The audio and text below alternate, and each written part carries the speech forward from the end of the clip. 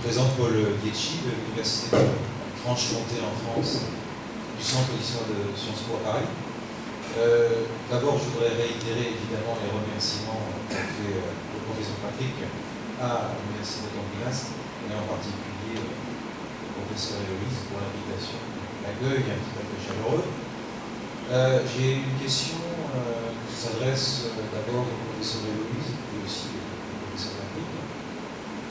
Le professeur Héloïse a évoqué tout à l'heure l'idée un peu qui avait été développée par le professeur Dunning sur le fait que le hooliganisme serait une des meilleures exportations britanniques dans le monde et que finalement on pouvait lire le hooliganisme qu'à la lumière de l'interprétation anglaise, que le hooliganisme aurait finalement une autre forme de pratiquer le football.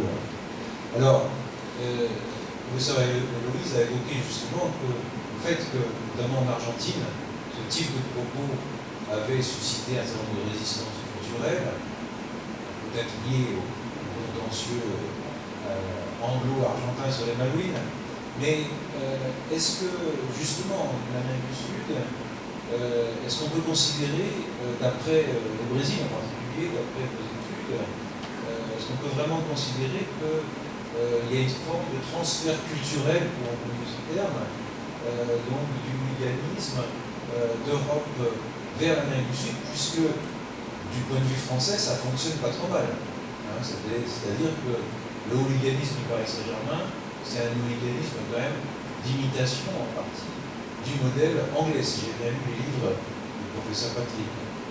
Et donc ça c'est ma question. Deuxième question, c'est le rapport entre finalement la violence sportive et le niveau de violence générale. Est-ce que finalement on doit forcément considérer la violence sportive comme une violence très particulière, ou bien est-ce qu'on doit aussi la considérer comme finalement un sous-produit d'une violence générale? Le professeur Héloïse nous a dit qu'il y avait eu environ 50 morts depuis 1992. Bon, est-ce que ce n'est pas finalement le sous-produit d'une violence dans une société où, je crois, au Brésil, il y a 50 000 morts par assassinat de meurtre par an? Voilà mes deux questions.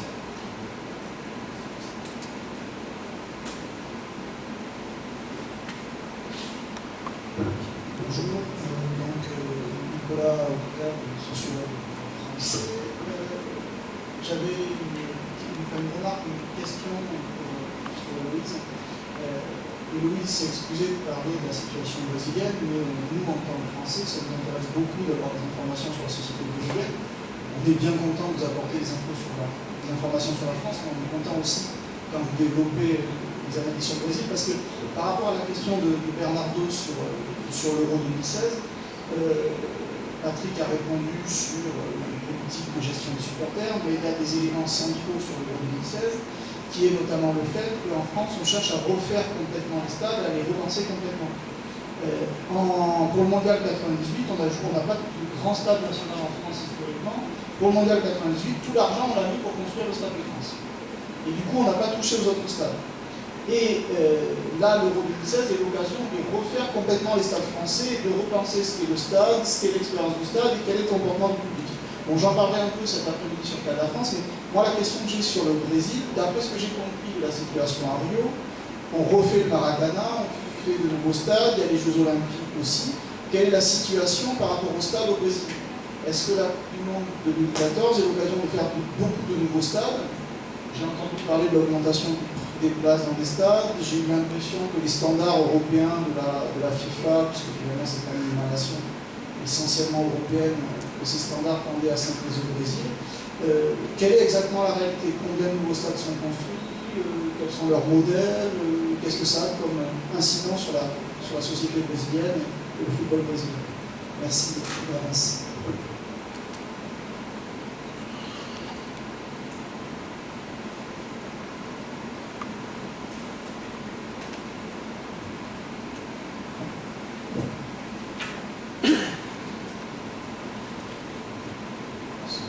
Olá, meu nome é Vitor, eu sou mestrando da Faculdade de Educação Física da Unicamp e professora Heloísa Reis. Minha pergunta é para o professor João.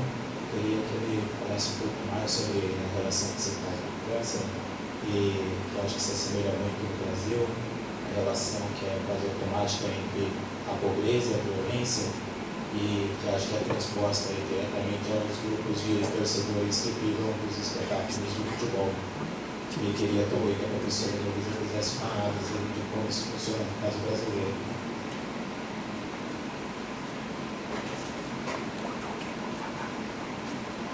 Podemos começar com o professor. Não.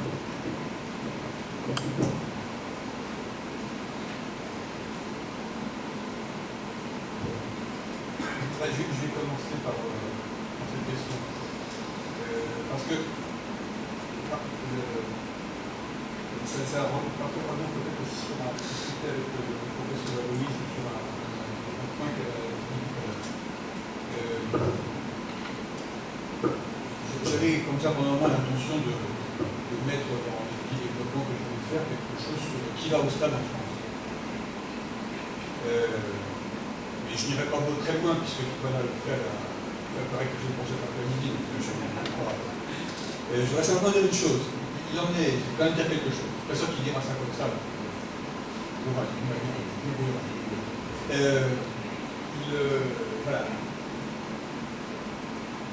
Le sport comme pratique et le sport comme spectacle. Alors, quand je dis comme spectacle, pas de télévision, pas de téléspectacle, mais spectacle de sport, suppose d'être intégré à la société. Alors, quand je dis intégré, dans le contexte français, il faut que je fasse plein de précautions en disant que je ne parle pas du fait d'être d'origine étrangère, etc. Intégrer, c'est avoir un certain niveau socio-économique, avoir une stabilité dans la société, avoir un certain parcours scolaire, ce qui concerne des gens d'origine extrêmement diverse, du point de vue national, ethnique, racial, etc. C'est la condition pour participer au sport et pour être un spectateur dans les stades de football, donc ça veut dire qu'en France, la question de la violence dans les stades de football professionnels n'est pas une question liée à la pauvreté. Ce n'est pas les pauvres qui vont au stade qui font le désordre, ce sont des gens dont on considère qu'ils sont plutôt, c'est peut-être une différence par rapport à ce que vous disiez, le supporter de football, donc engagé, qui s'appelle ultra-local, etc., c'est plutôt quelqu'un qui est caractérisé par un parcours plutôt plus élevé que la moyenne des jeunes Français de son âge. C'est pas un membre des milieux déshérités de la société, c'est éventuellement quelqu'un qui appartient à un milieu qui est en situation sociale de déstabilisation, mais pas quelqu'un qui est dans une situation de précarité. Donc ça c'est un point, je crois, qu'il faut relever et qui n'est pas propre à la France. Il y a des analyses socio-démographiques, par exemple, en Italie, qui montrent aussi des choses un peu équivalentes. Les supporters ne sont pas... voilà. Là encore, avoir des tas descriptifs, sinon, comparaison entre différents pays. C'est ça qui est important, je pense. Ce genre d'exposé, c'est qu'on dit quelque chose sur un pays, on n'engage pas la totalité des pays. Au moins pour ce qu'on peut savoir sur le pays, pour la France, en tout cas, c'est ça. Donc ça, c'est un point. Je ne peux pas m'empêcher non plus de dire mon mot sur des choses que Nicolas Local, que j'ai posées dans le procès Nicolas Local et la famille, concernant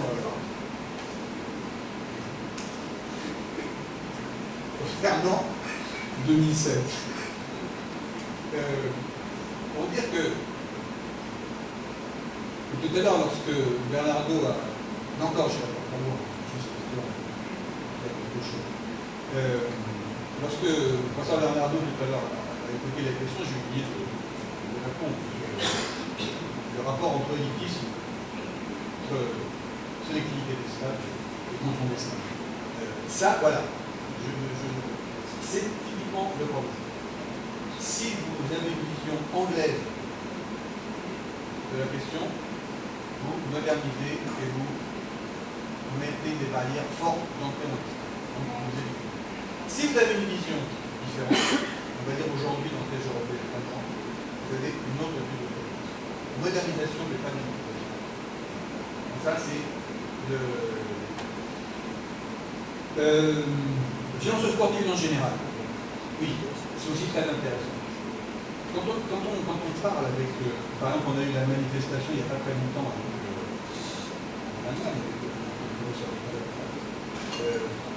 un policier allemand vous dira que la fête de la bière à Munich, c'est bien plus compliqué à gérer qu'un match de foot. Parce qu'il y en a partout. Il y en a partout. Et il y a beaucoup de monde. Il n'y a pas de dispositif, par exemple, comme pour un match de foot. Ce qui veut dire que voilà, on va penser que ça se passe mieux, mais il va se passer des choses. Et c'est très simple pour un policier, parce qu'en plus, il ne peut pas avoir vis-à-vis du buveur de bière à Munich, vu qu'il a vis-à-vis du supporter de foot. Autant on va lui dire, ok, c'est pas grave si tu tapes sur le supporter de foot, parce que c'est supporter de foot. Par contre, si on se met à taper sur un consommateur à la grande fête de la bière, là, ça déclenche un scandale. Donc c'est pas un niveau de violence, c'est un niveau de complexité finalement, et on est typiquement dans ce qui est problématique. Alors, est-ce que la violence sportive est une expression de la violence générale de la violence? Oui, je pense que c'est une chose qu'on a dit, à mon avis, plutôt spécifique. C'est-à-dire que si on dit que la catégorie Gillian a un sens d'un point de vue sociologique et logique d'action, c'est un truc qui est spécifique.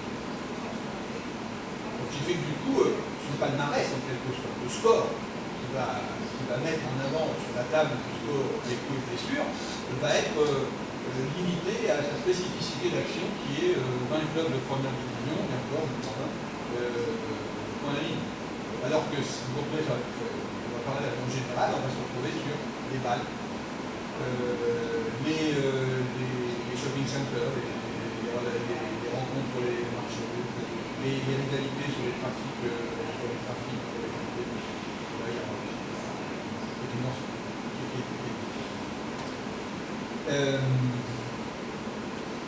voilà. Il y a un petit point que j'ai vu tout à l'heure, c'est la question de la...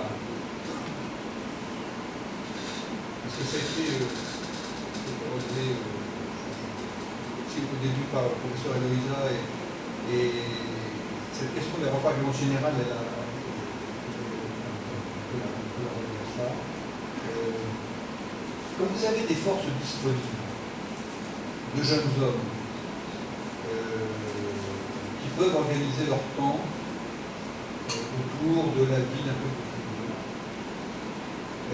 Lorsque cette organisation a des années d'existence, donc elle s'est structurée, lorsque les gens ont vieilli dans l'organisation, cette organisation peut suivre des voies qui ne sont pas les voies qui ont été celles de son origine de départ. C'est-à-dire que si vous trouvez des organisations de supporters selon l'ancienneté du phénomène dans les pays, selon les structures sociales des pays, selon les conjonctures sociales et politiques des pays, ces organisations de supporters peuvent se développer en d'autres types d'organisations.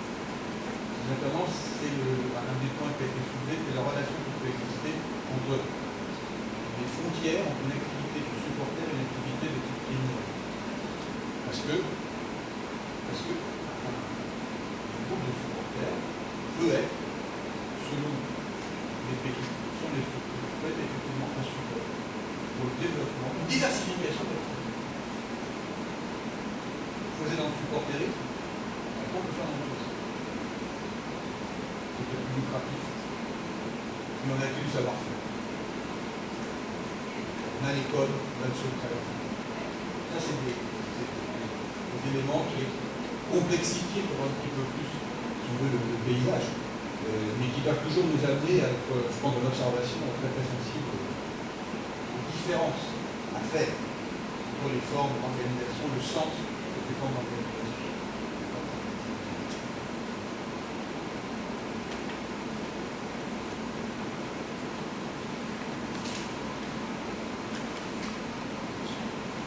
Agradeço mais uma vez os colegas franceses pelo diálogo que a gente está estabelecendo. Ainda dúvida se teria aqui, mas acho que é o único momento que a gente tem também. Vou tentar responder na sequência, e eu penso que o hooliganismo brasileiro não seria uma imitação britânica, pelo menos nas incursões de campo que eu fiz nas minhas pesquisas. Nas torcidas organizadas de São Paulo, eles tinham poucas informações sobre o movimento torcedor europeu, e a distância territorial e a distância de comunicação que havia até muito pouco tempo não fazia com que o movimento da violência no futebol brasileiro, não só dentro das torcidas organizadas, mas fora delas. E aí a questão dos subúrbios, ela tem que ser compreendida e trazida para esse debate que não coube nesse momento. Porque a violência hoje relacionada a supostos grupos de torcedores organizados que assim se intitulam para criar uma identidade própria, mas que de fato muitos deles não são pertencentes às torcidas organizadas, ocorrem na periferia das cidades, que por falta de um número suficiente de policiais e de uma política de segurança mais eficaz, esvazia a cidade no dia do jogo com excesso de policiais em torno do estádio e dentro do estádio. Por isso que um trabalho de inteligência da polícia, que já está sendo feito, deveria avançar no sentido da gente pensar que está resolvido hoje no Brasil a segurança interna dos estádios e, de certa maneira, a aprovação de uma lei que determinava, do meu modo de ver, equivocadamente, que a responsabilidade da lei era numa circunscrição de 5 e depois foi modificada para 10 km de estádio. Obviamente, como a própria professora Anastasia tocou ontem na palestra dela, a gente já previa, como estudioso, a partir de 2003, que essa lei entra em vigor, que os problemas de violência iriam mais ainda para longe dos estádios, porque o problema as raízes da violência, como bem diz o Dani, tem que ser buscadas na estrutura social e não exatamente apenas nas causas micros. Como eu não sou socióloga e eu tenho uma ânsia muito grande de ainda ver em vida estádios onde as pessoas possam ir com segurança de todas as classes sociais, eu penso também nas minhas pesquisas quais seriam os fatores geradores de violência diretamente vinculados à organização do futebol. E eles são muitos no Brasil, porque o Brasil, diferentemente da Espanha, ainda não havia dado condições de segurança e também de conforto para os espectadores. Apesar de cobrar para que você entrasse num recinto fechado, as pessoas corriam sérios riscos da inapropriedade da estrutura desses próprios estádios. Então é comum, por exemplo, você ter estádios com 10 portas, mas só se abre uma. E coisas dessa natureza, né? O tempo de evacuação de um estádio em São Paulo chega a ser de 30, 40 minutos com um monte de portões fechados, né? Na minha pesquisa na Espanha, eu computei no relógio 3 minutos o estádio do Camp Nou estava esvaziado, em 7 minutos o estádio do Real Madrid também. Bom, enfim, o que eu queria dizer então é que eu não percebo essa vinculação. Vejo uma questão no Brasil sobre a violência de jovens, que eles encontram a violência como um modo de protesto. E por que a via da violência é o modo? Porque a condição da educação brasileira não deu a esses jovens, que não são pobres, a grande maioria é classe média, não deu a eles condição de dialogar e de cobrar do Estado e de outras instituições por meio de uma linguagem verbal. Um modo da violência, e isso me remete à produção da escola de Leicester, de que são cotidianamente violentados por uma educação de baixa qualidade, por um transporte insuficiente, por uma série de questões da cidade e do crescimento dela desordenado, que são violências simbólicas que tem que ser pensada como também a violência de jovens, como uma resposta e um pedido de socorro para uma sociedade que não está dando atenção à sua juventude.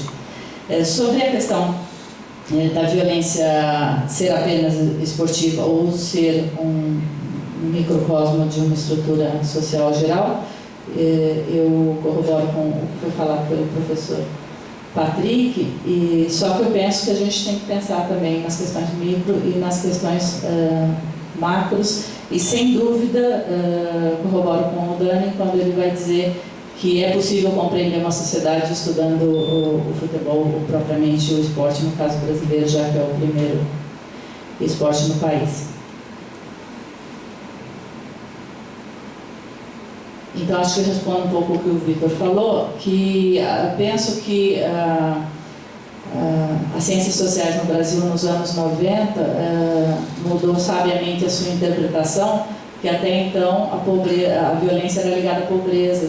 E a partir das últimas décadas, a violência passa a ser relacionada justamente à grande desigualdade social que existe.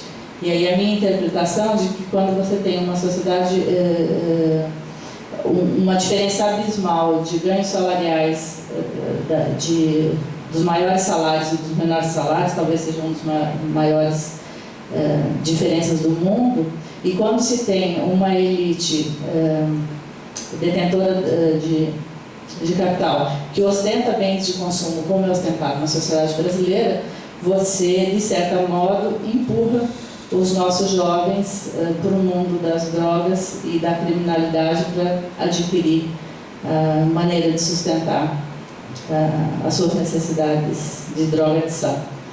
Junta-se a isso o aliciamento do crime organizado e outras coisas.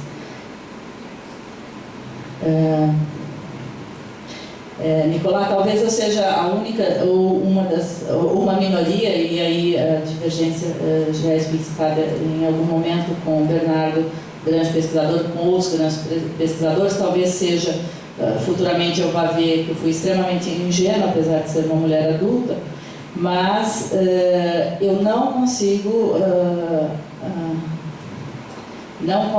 fazer a leitura que a reforma dos estádios seja necessariamente uma elitização do seu público e a extirpação de um modo de torcer, como você tem ouviu no Rio de Janeiro, aqui no Brasil eu digo, eu tenho ouvido no Rio de Janeiro, porque eu penso que é inadmissível você abrir um recinto com uma capacidade, seja de 5 mil pessoas ou de 80 mil pessoas, sem dar segurança a esse público que está lá dentro. Então, eu fui das primeiras pessoas no ano 2000, trouxe, a partir da experiência na Espanha, e não foi uma importação do modelo espanhol, foi seriamente refletido e adaptado ao Brasil a proposta de reforma dos estádios. Só que como naquele momento não se vislumbrava a Copa do Mundo, nada foi feito. Era a professora insistindo que era necessário da segurança e tal. Como os estádios brasileiros foram historicamente locais da grande massa, e da classe popular, então aquilo era suficiente para o estádio. Eu acho tão perverso o pensamento dos dirigentes brasileiros de pensar que eles podem subir o preço do ingresso com a reforma dos estádios, porque é muito fácil um cálculo. A gente tem a média de ocupação dos estádios, se eu não estou enganado, me corrija, em torno de 8 mil espectadores, em espaços que caberão, ou caberiam, de 45 mil a 60 mil pessoas. Ora, se eu dou condições de segurança e reformo esses estádios para receber seres humanos e não o que é hoje, eu vou aumentar em muito a arrecadação. Então, eu penso que essa colaboração do Rio foi super importante no sentido também de dar força a essa possibilidade de existir segurança e não existir necessariamente elitização. E aí, a questão que é sempre colocada pelos torcedores organizados do encadeiramento, na verdade, isso é uma proposta minha já desde 2000, porque eu queria, pensando nessa proposta, protegê-los da superlotação, que é uma das causas mais frequentes de violência dentro dos estádios, ou eram as causas mais frequentes. Ainda existe superlotação de setores, como bem retratou ontem o comandante do GEP.